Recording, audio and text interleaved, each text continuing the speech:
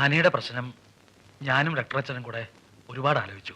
തീരുമാനമെടുക്കുന്നതിന് മുമ്പ് മുകളിലൊരു ഉപദേശം കേൾക്കുന്നത് തെറ്റില്ലല്ലോ എന്ന് വിചാരിച്ച് അരമനയിലേക്ക് എഴുതിയിരുന്നു. ഇന്ന് പിതാവിൻ്റെ മറുപടി വന്നു. നമ്മുടെ അതിരൂപതയില് സഭയുടെ വകയായിട്ട് 3 അനാഥ മന്ദിരങ്ങളുണ്ട്. അവിടെ ആവുമ്പോൾ പിതാവിന് കാര്യങ്ങളൊക്കെ നേരിട്ടറിയാവുന്ന സ്ഥിതിക്ക് കുട്ടികളുടെ സേഫ്റ്റിയുടെ കാര്യത്തിൽ പ്രശ്നമൊന്നുമില്ലെന്നാണ് രക്തറച്ചനും പറയുന്നത്. ഫുഡ്, അക്കോമഡേഷൻ, ഭാവിയിലേക്കുള്ള ജീവിതത്തിൻ്റെയും തൊഴിലിൻ്റെയും സാധ്യതകൾ ഇതൊക്കെ അവിടെ വളരെ കൂടുതലാണ്. എനിക്ക് നേരിട്ടറിയാം. Saint George orphanage. ഓർഫനേജ് വേണ്ട, അത് വേണ്ട ഫാദർ. വിഷമിക്കാനൊന്നുമില്ല. ആനയും ജോണിയും ജീവിച്ച സാഹചര്യങ്ങളല്ല ഇന്ന് അനാഥ മന്ദിരങ്ങളിൽ. ചെണ്ടകുട്ടി പാട്ട് പാടാൻ കുട്ടികളെ തെരുവിൽ ഇറക്കാറില്ല. കൃത്യമായ ഫണ്ട്സ്, വിദേശ സഹായം, തൊഴിൽശാലകൾ. എന്തൊക്കെ ഉണ്ടായാലും അനാഥ മന്ദിരം അനാഥരുടെ മന്ദിരമല്ലേ ഫാദർ? അവിടെ നാഥനില്ലല്ലോ. അതുപോലൊരു സ്ഥാപനത്തിൽ ജനിച്ചു വളർന്ന എനിക്ക്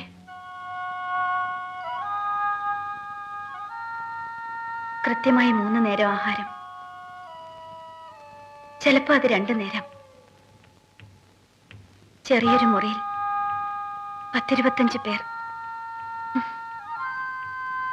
വൃത്തിയില്ലാത്ത ഡോർമിറ്ററി. ആ സാഹചര്യങ്ങളെല്ലാം ഇപ്പൊ നന്നായിട്ടുണ്ടാവും. പക്ഷേ സ്നേഹം നൽകാൻ ആരുമില്ല, സുഹൃത്ത് ബന്ധങ്ങളില്ല, ഭാവിയിലോട്ടൊന്ന് ഓർമ്മിച്ചു വെക്കാൻ വേരുകളൊന്നുമില്ല. നമ്മൾ എത്ര അമർത്തി തുടച്ചാലും മായാത്ത അനാഥൻ എന്ന പേര് ഹൃദയത്തിൽ പേരെയായിരിക്കും ഒരിക്കൽ പുറത്തു വരിക.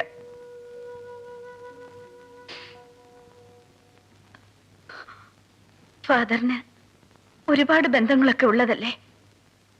എന്റെ കുഞ്ഞുങ്ങളെ ഓരോ വീടുകളിൽ എത്തിക്കാൻ പറ്റുമോ? വീടുകളെന്ന് പറയുമ്പോ അഡോപ്ഷൻ. കുട്ടികളെ ദത്തെടുത്ത് വളർത്താൻ താല്പര്യമുള്ളവരുണ്ടാവുമല്ലോ.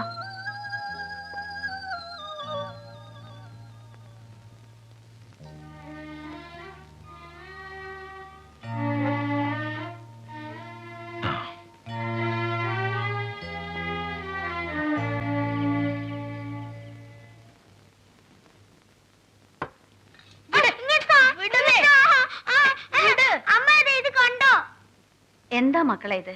അത്താഴം കഴിക്കുമ്പോഴും വേണോ ഇങ്ങനെ വഴക്ക്? അമ്മേ, ഇവനൊരു കഷ്ണം കൂടുതലാ. മോന് വേണ്ടത് അമ്മ തരില്ലേ? ദാ.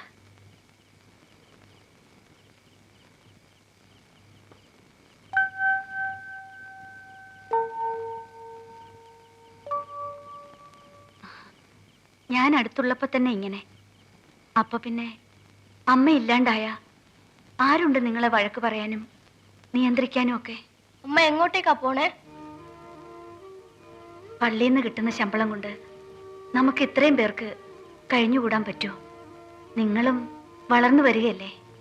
വട്ടപ്പാറ അച്ഛൻ അമ്മയ്ക്ക് വേറൊരു ജോലി ശരിയാക്കി തരാന്ന് പറഞ്ഞു. എവിടെയാ അമ്മേ? അത് കുറെ ദൂരെയാ, ജർമ്മനിയില്. അപ്പൊ ഞങ്ങളെയും കൊണ്ടുപോകത്തില്ലേ ജർമ്മനിയില്? കുട്ടികളെ കൊണ്ടുപോകാൻ അവര് സമ്മതിക്കുന്നില്ല. അത് പറ്റില്ല. അങ്ങനെ ഞങ്ങൾ അമ്മേനെ ഒറ്റയ്ക്ക് വിടത്തില്ല. അമ്മ പോയ പിന്നെ മോനുനെ ആരാ നോക്കുന്നേ? മോനുനെ അമ്മ വേറൊരു വീട്ടിലേൽപ്പിക്കും. അവര് വളർത്തിക്കോളും. നിങ്ങളുടെ കാര്യവും അമ്മ തീരുമാനിച്ചിട്ടുണ്ട്. ചാച്ചനും അമ്മയും ഇല്ലാതെ നിങ്ങൾക്കിവിടെ കഴിയാൻ പറ്റുമോ?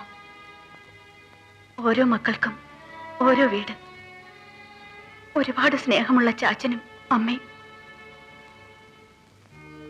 നല്ല ആഹാരം, നല്ല വസ്ത്രം, നല്ല സ്കൂള്. ഞങ്ങൾക്ക് വേറെ എവിടെയും പോണ്ട, അമ്മയുടെ കൂടെ കഴിഞ്ഞാ മതി.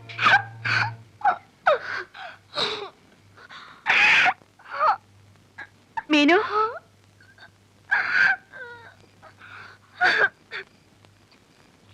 എന്താ മോളെ? അമ്മ എന്തിനാ ഞങ്ങളുടെ നോണ്ട പറയുന്നേ? ജർമ്മനി പോവാന്നൊക്കെ സുഖമില്ലാത്തോണ്ടല്ലേ? അമ്മ മരിച്ചു പോവെന്ന് വിചാരിച്ചിട്ടല്ലേ?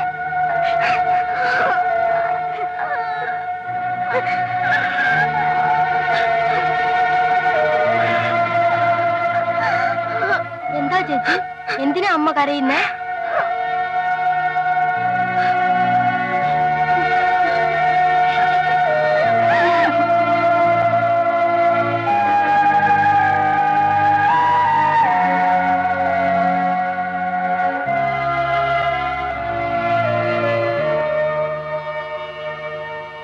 ഡോക്ടറല്ലേ ഇതൊക്കെ പറഞ്ഞത്, ദൈവമല്ലല്ലോ. ദൈവത്തിന് അസാധ്യമായത് ഒന്നുമില്ലെന്ന് അമ്മയല്ലേ ഞങ്ങളെ പഠിപ്പിച്ചത്. മോളെ, ഇത് ദൈവത്തിന്റെ തീരുമാനമാണ്. ഡോക്ടർ അത് മനസ്സിലാക്കി തന്നേ ഉള്ളൂ.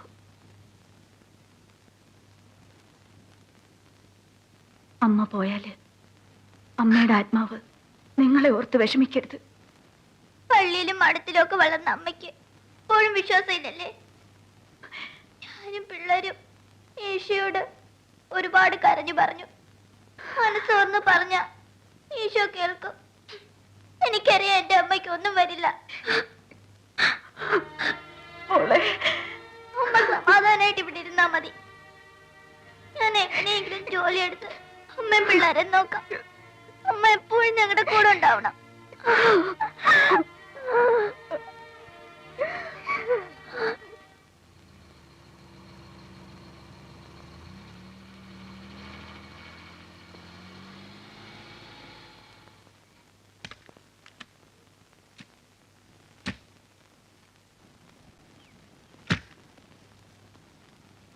ആളാരാണെന്ന് മനസ്സിലായല്ലോ അല്ലേ? I M doctor David. ഇത് വൈഫാണ് മിനി. അകത്തേക്കിരിക്കാം. വരൂ. വരൂ. ഇരിക്കൂ. കുട്ടികളൊക്കെ എവിടെ? ഓ, സ്കൂളിൽ പോയി കാണും അല്ലേ?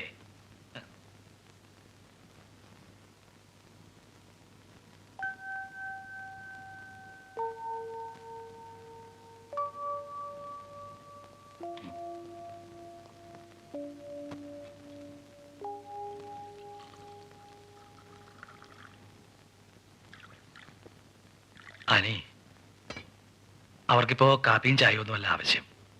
കാര്യങ്ങളൊക്കെ ഒന്ന് സംസാരിക്കുക, പിന്നെ മോനുകുട്ടിനെ ഒന്ന് കാണുക.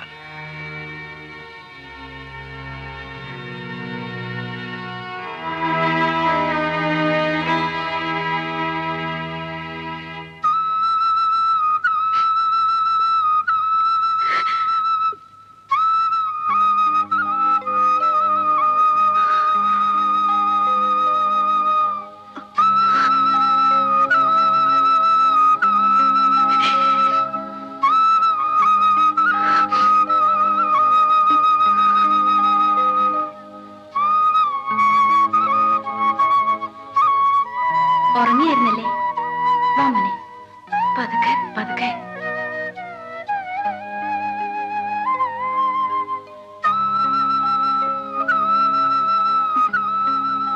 മോനു, നമുക്ക് കാറില് നമ്മുടെ വീട്ടിൽ പോവാം. അങ്ങോട്ടും ഇങ്ങോട്ടും വല്ല ചോദിക്കുകയോ പറയോ പറ്റോ വേണമെന്ന് വെച്ചാൽ ഞങ്ങൾക്കൊന്നും പറയാനില്ല.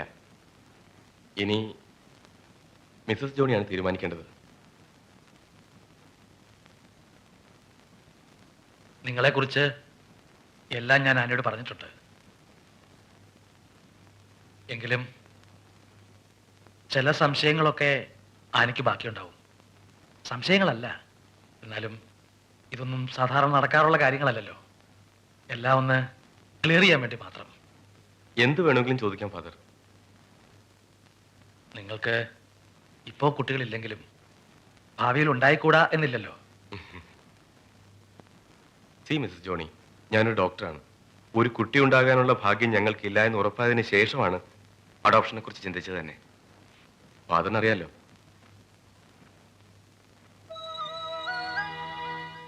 അതുകൊണ്ട് മാത്രം കുട്ടിയുടെ സേഫ്റ്റി ആയില്ലല്ലോ.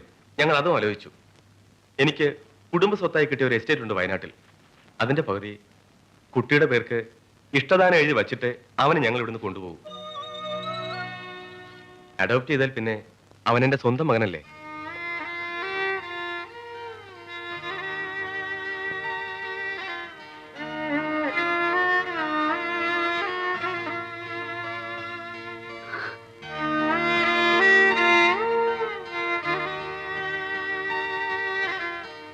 എങ്കിൽ പിന്നെ നമുക്കിന്ന് പിരിയാം. അടുത്ത തിങ്കളാഴ്ച. അങ്ങനെയല്ലേ ഡോക്ടർ പറഞ്ഞത്?